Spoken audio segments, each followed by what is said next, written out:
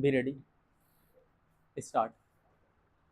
India's foreign policy is currently facing an existential crisis.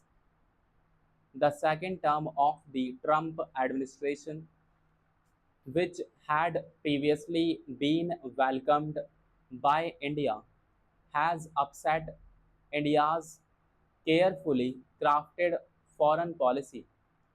The recent India Pakistan conflict should also be viewed as a wake up call, as details of the extent of China's military connections to Pakistan and of equipment transfer tumble out. India must take notice.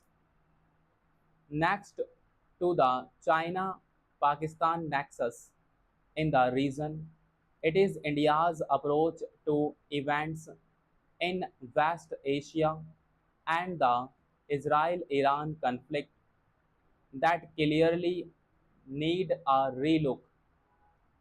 India has tried, not very successfully, to sit on the fence as far as the current Israel Iran war is concerned, but it probably needs to think through what is best in its interest. The stakes have become higher with the United States involving itself directly in the Israel Iran conflict, which saw it using for the first time its GBU 57 bunker buster bomb to destroy Iran's nuclear facilities at Fordo and another embedded nuclear site.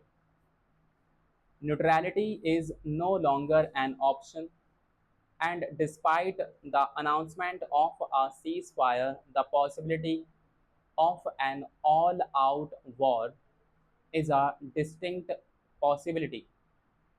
With the use of the GBU 57 precision guided bombs, the conflict in West Asia has clearly attained a new dimension. The dreaded N word is no longer taboo. Hence, the question that India needs to answer is whether it can continue to keep up its stance of neutrality. The situation is turning increasingly complex, and it is no longer a mere wake up call for India and countries across the globe. The threat has become all too real. It may be too far fetched to assert that a neutral India is friendless in the world of today.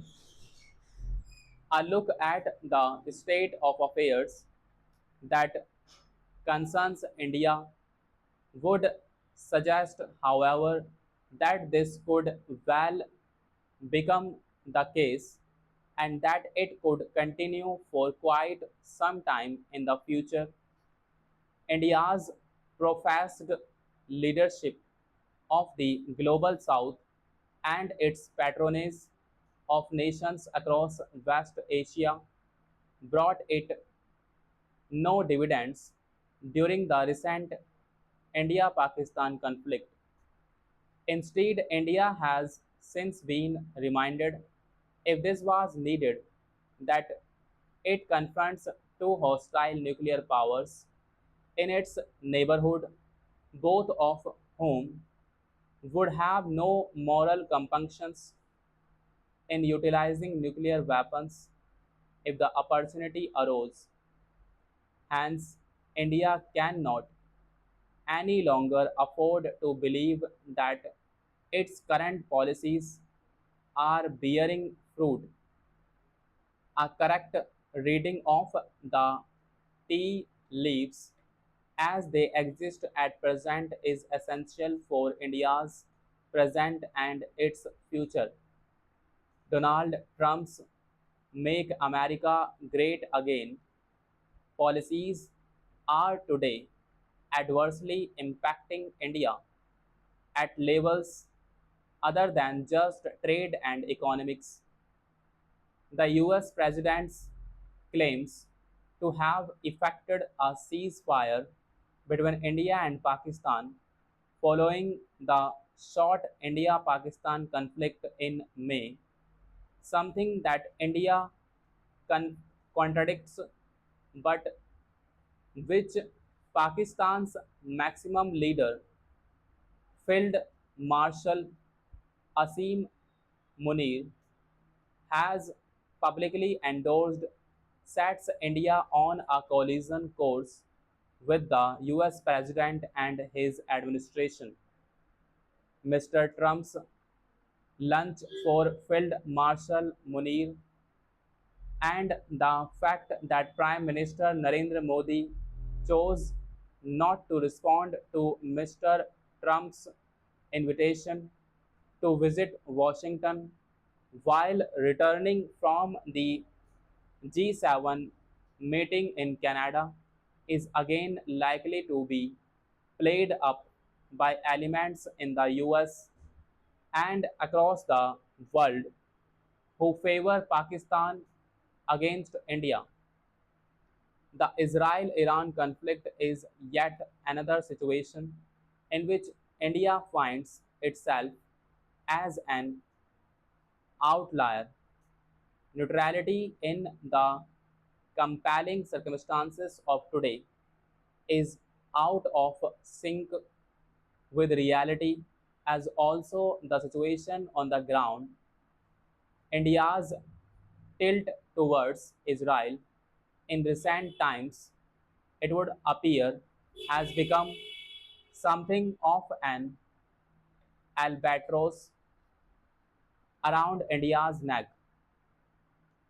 India's Iran policy today has few takers beyond India's borders. Its policy of maintaining an equidistance between Israel and Iran has proved to be of little use in so far as extolling the virtues of non-alignment are concerned. Admittedly, we live in perilous times. Today's situation does not seem to favor India's long-held policy prescriptions.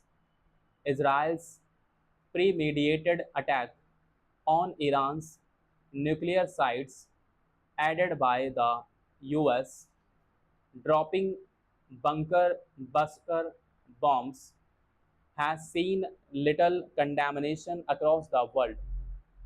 Iran, which needed a strong voice of support like that of India's to counter the narrative of Israel, the US and the West will find little comfort in India's calls for restraint on all sides. India's support and voice, based on its moral strength, would have mattered were it seen to support the victim of the attack rather than maintain an equidistance between Israel and Iran. It is true that in today's world, it is fashionable to denigrate consensus in favor of might. For instance, at the Shangri-La dialogue in Singapore in May, the emphasis seemed to be on the criticality of hard power as against soft power, with dialogue taking backseat. The stage was set by the US Secretary of Defense, who declared that a free and open Indo Pacific was a sine qua non for peace in the region, and that China's calls for hegemony in Asia were untenable. He reminded the Singapore audience that any unilateral attempt to change the status quo in the South China Sea and the first Iceland chain by force or coercion is unacceptable. This disturbed the normally placid atmosphere seen at the Shangri La dialogue and produced a strong repartee from the Chinese delegate present. Subsequently, a Chinese foreign ministry spokesman warned that the US must never play with fire on the Taiwan question. Hence, it would be wise in the circumstances for India to prepare for future eventualities of every kind. To start with, there needs to be a detailed study of the growing China Pakistan military connection as the India Pakistan conflict in May this year has merely hit the pause button. More importantly, India must try and better understand how deeply China's military capabilities have been matched with those of Pakistan.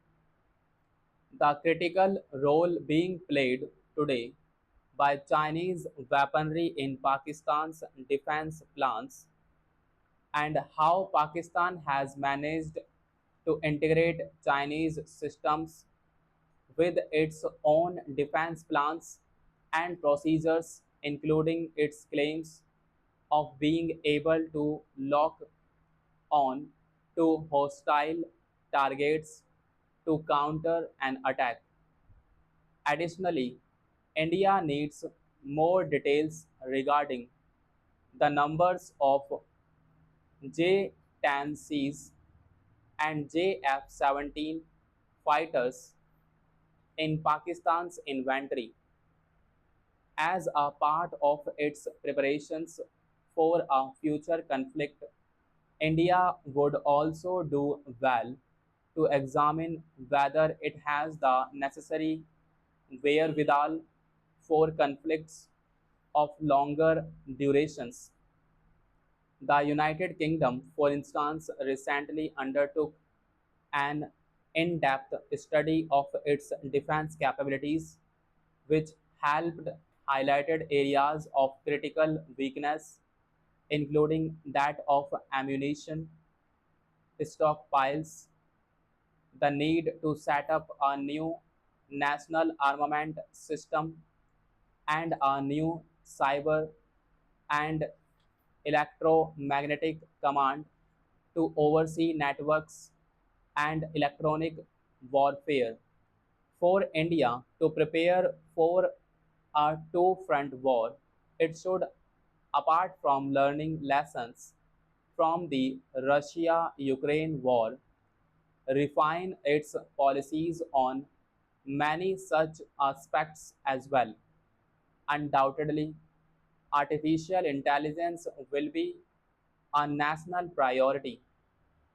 Aspects such as electromagnetic maneuvers to neutralize drones, loitering munitions, and glide bombs that dominate the skies today in periods of conflict should again have high priority.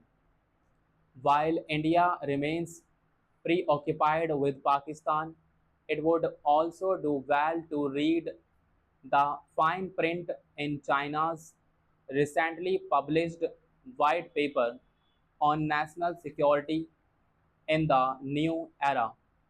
This has a clear enunciation of Chinese strategic thinking today and mentions that development and security are like two wings of one body.